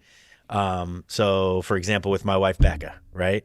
She's literally my rock, my number one fan, all this stuff. She just wants to fucking spend time with me. But I'm like, hey, I need to make a living so that way we're having a good life and blah blah blah. But I just want to spend time with you. You know, so there's always like you get to that point where it's like, okay, I know what I need to do now. Right. There's that you have to figure out what the balance is at that time. Right. Again, things will be more imbalanced throughout your life than in balance, but you have to figure out how to take. You know what it is? Here's a good analogy. Someone told me this. It's not about juggling so many balls. It's juggling all those balls and figuring out which of them you can let drop.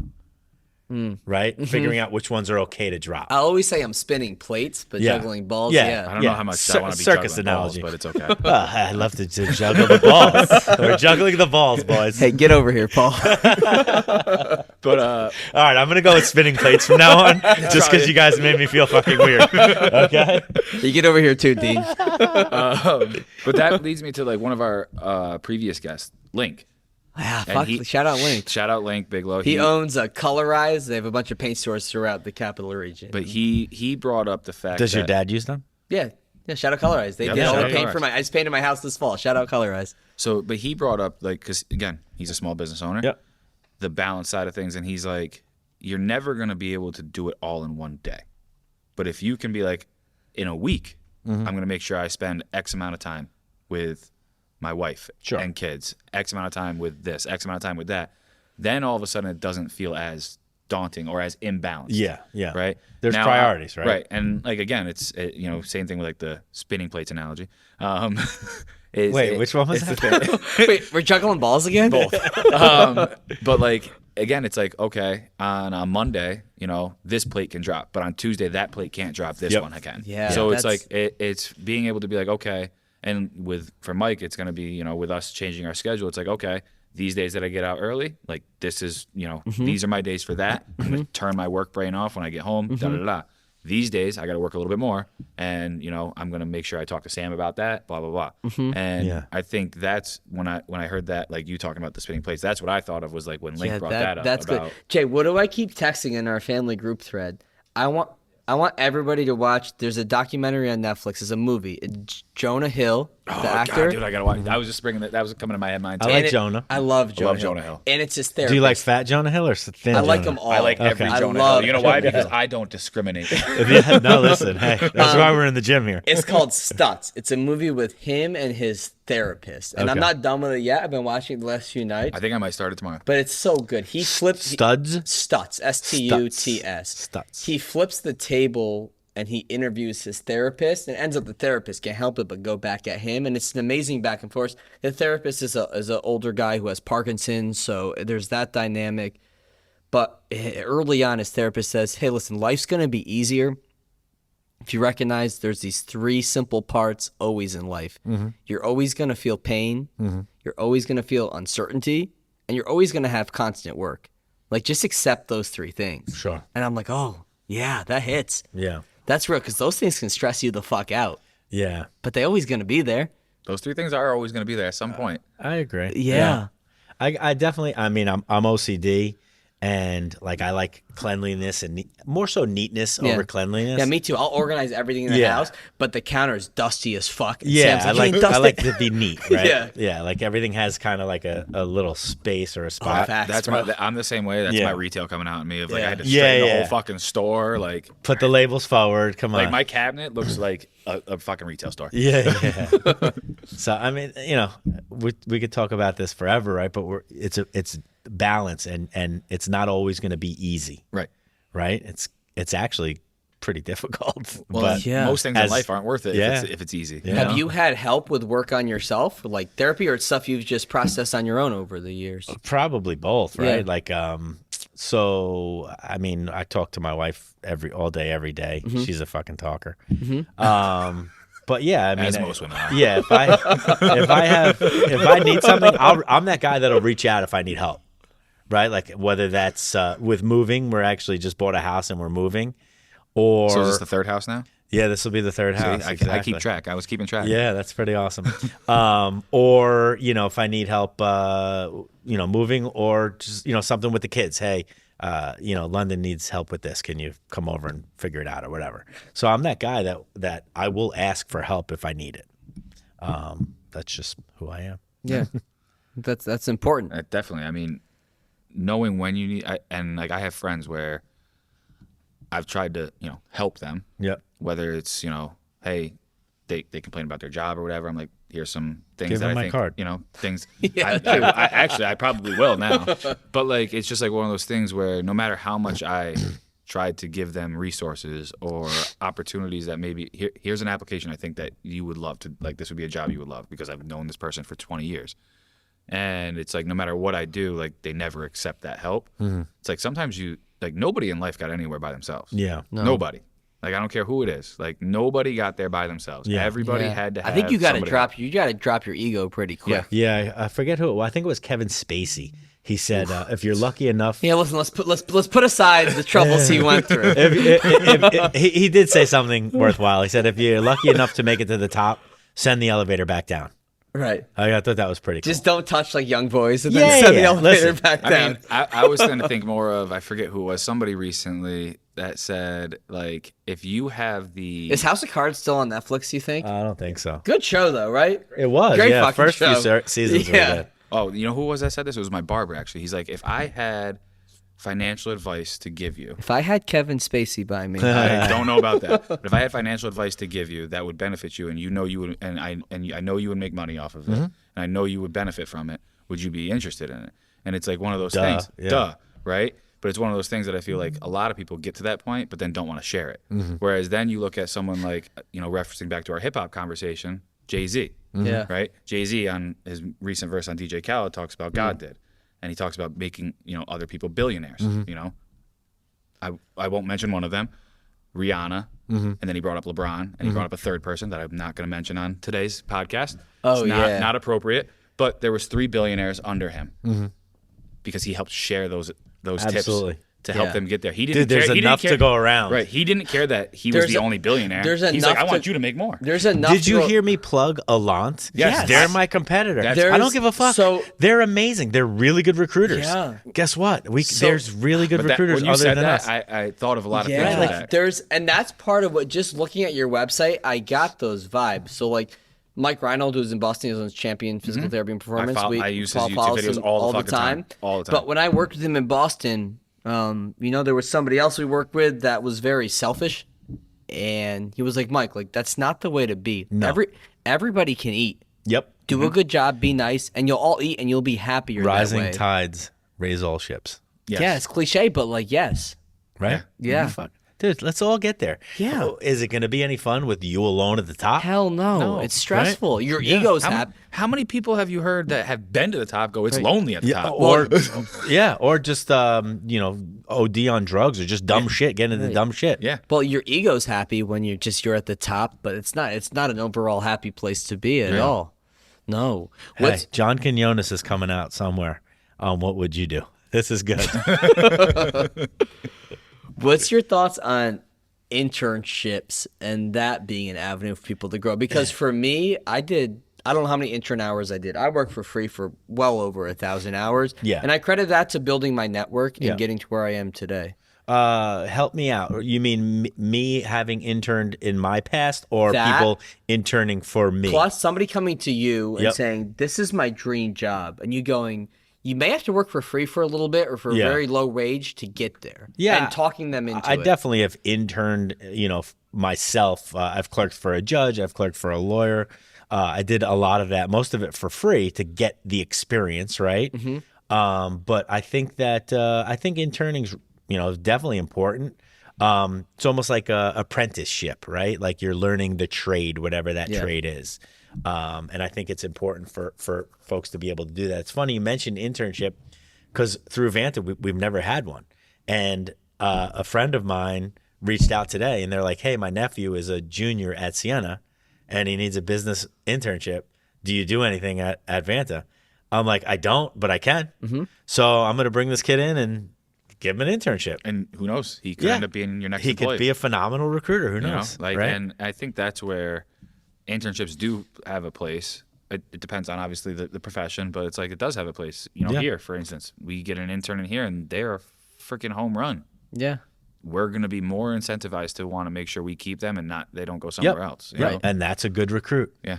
Right. Right? It opens up a good pool for That's a good hiring, recruit. right? Passive recruit. Right That's there. a good recruit. You're Exactly. doing a 3-4 That's month a passive seeker. right. That's you're- what it was. Whatever the Yes. words that you used, I did not Yes. use the right ones. But But right, it's passive. I knew Yes. that one. It's a isn't it passive like seeker. a 3-4 month interview? Really? Yeah, sure. Yeah, exactly. Right. 3-4 months, especially if you're not paying them, you can make it as long as you want, right? Right. If they're doing well. Right. But yeah, I'm all for internships and apprenticeships and all that stuff. Again, it's a way. It's a try and buy, right? Let's Yeah. try you out before we, spin you up like a top and get you It's our going. 90-day trial. You know. Yeah, it's a guarantee, right? Yeah. I like it. Yeah. That's a good point.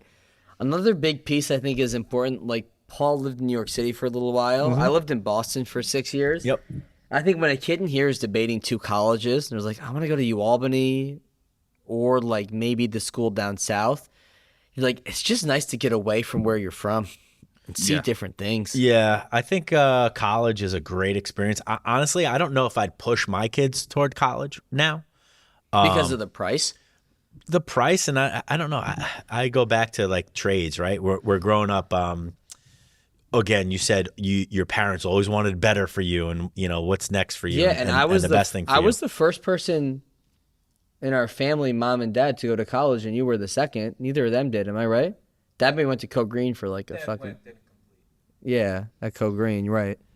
So for me, it's like I wanted to be a mechanic when I was younger. Like I remember My dad always told me don't do that because he was a mechanic. I remember taking my bikes apart with one tool and being like, this is freaking awesome. I love doing this. I love working my hands. And I could remember my dad telling my mom, don't let him do that anymore. What bike did you have? I had like a Harrow, a BMX bike. Oh yeah, I had a Mongoose back Oh, in the yeah. day. Jay, you rocked a blue GT with some pegs in the Oh, back, yeah. baby.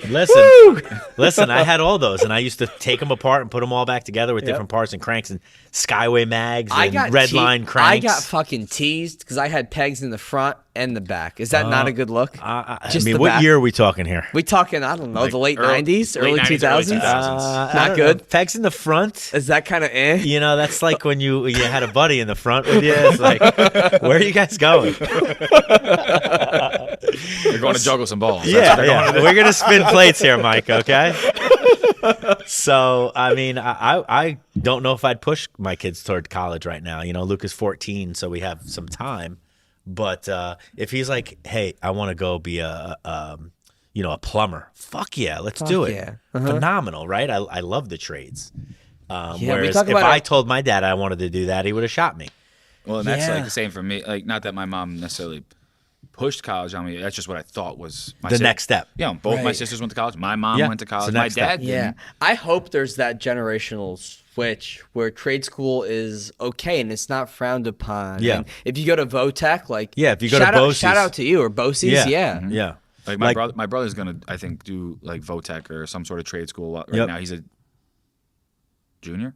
Yeah, Sophomore, when I junior, was growing something up, like that. the kids that went to Bosie's were the bad kids. Right. Correct. Right Yeah, now, yeah. I'm Right. like, dude, if Luca Be a was bad like, kid if you're gonna yeah, be your own there. yeah. Like, If I I'm like, guess. I know some of my friends that own their own businesses as plumbers or electricians or what have you, they're freaking killing it. Killing it. They have And, a beautiful yeah, house. Yeah, and exactly. happy My friends family that and- are brokers or whatever, they might make $100,000, $125,000, but the plumber's making $400. Yeah.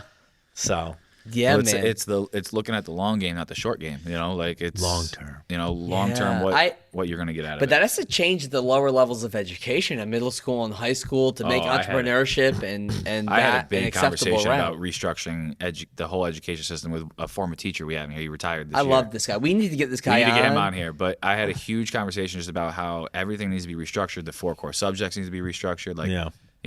And all of this. And it's literally what we're talking about now. Like math should be more about like finance and stuff like that. And then when you get to when you get to a certain point, like your electives should be like when we were in school, like I had English electives for my senior year. so I got to choose what type of English I wanted to take. I think high school should be more like college in that sense, in a sense that, okay, 1 through 8 or K through 8, you learn, okay, how to manage money, how to do basic math, addition, subtraction, all that kind of stuff. That kind of stuff for math. And I'm just using math as an example because it's the easiest one.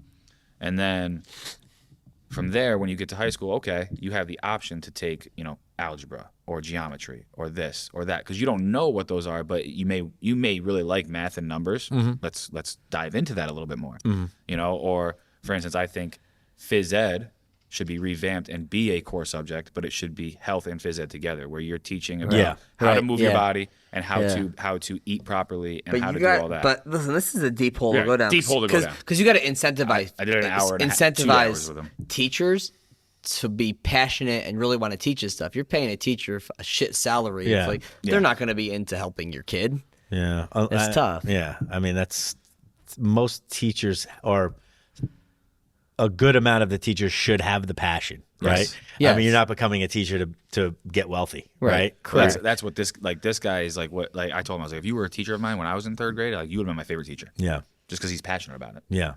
Well, and that passion always, no matter what you're doing, it comes through. Yeah. Right? Comes through 100%. Right? Yeah. Like, this place is what it is because of our passions. And that's what Vanta is, I'm sure. And how many kids do we have in here that have come to us, especially now, like, oh, I was thinking about going to school for this, but now I think I want to go for exercise science, or I want to go for physical therapy. Yeah, or I want to that's go for this. cool. And I'm like, dude, that's awesome. I'm like, I love that. Like, one of the kids that we have, he goes to Robert Morris, and I think he's undecided. I think he went in undecided. But now he's like, it sucks because my school doesn't have like an exercise science thing. And so then, me and him talked about like certain majors he could do to help him kind of get into this field. And it was really cool to kind of hear that, because he's a grinder, he's a hard worker, he's somebody that's been in here, like loves being in here. I had a feeling he would go kind of down that route, but I wasn't sure. Yeah, and there's no one that growing up there like, I want to be a recruiter. No, Like, fucking, I had no idea what it was. Right, but like until I stumbled into it. You don't grow up like, I want to be a personal trainer. Like that just doesn't happen. It's you kind of find your path as you're just doing shit. Yeah. You just got to do shit. Yeah. You guys ever hear this protocol called super slow? So, and my wife was a trainer. When we lived in Maryland, she'd train in DC, and she got certified in this protocol called super slow protocol. And it was just, imagine, how many push-ups can you do in 2 minutes? 30? Cool. Imagine doing 3, but constantly moving over that 2 minutes. Right. But you only did 3 push-ups, right? So it's keeping your muscles under constant tension. Yeah. Right. Yep. Yeah. Right. So she trained in that, and it was really cool. I think the concept was developed in prisons, I want to say. Probably. Where the prisoners were only allowed to work out like 4 days a week, Right. and they were getting too big. And then they cut it down to 3 days a week, and they were getting even bigger. Yeah. And then they were like, Well, you think about muscle growth, it's like the load of the weight, it shoots the bullet. But the time under tension for the muscle, that amplifies the effect of the bullet. Yeah. So we'll do things that are called like tempo training, where you'll do a squat, you'll do 3 seconds down, 3 seconds up, no pausing. They suck. And your muscles are Yeah, I under don't like constant that. tension. It's not There's fun. no break. It's not a fun time. And that brings, the metabolic effect to your Yeah, muscle tissue yeah. to help hypertrophy and grow the muscles. So that's what we're talking about. there you go. Yeah. The opposite of atrophy. The opposite of atrophy. Opposite. Yeah. Hypertrophy. That's how Nobody Paul's, likes to atrophy. that's how Paul's arms may not fit into your pants. Listen, you could stretch those fuckers out as much as you want, man. Oh, that's awesome. No, man. this is great, dude. We went through a lot.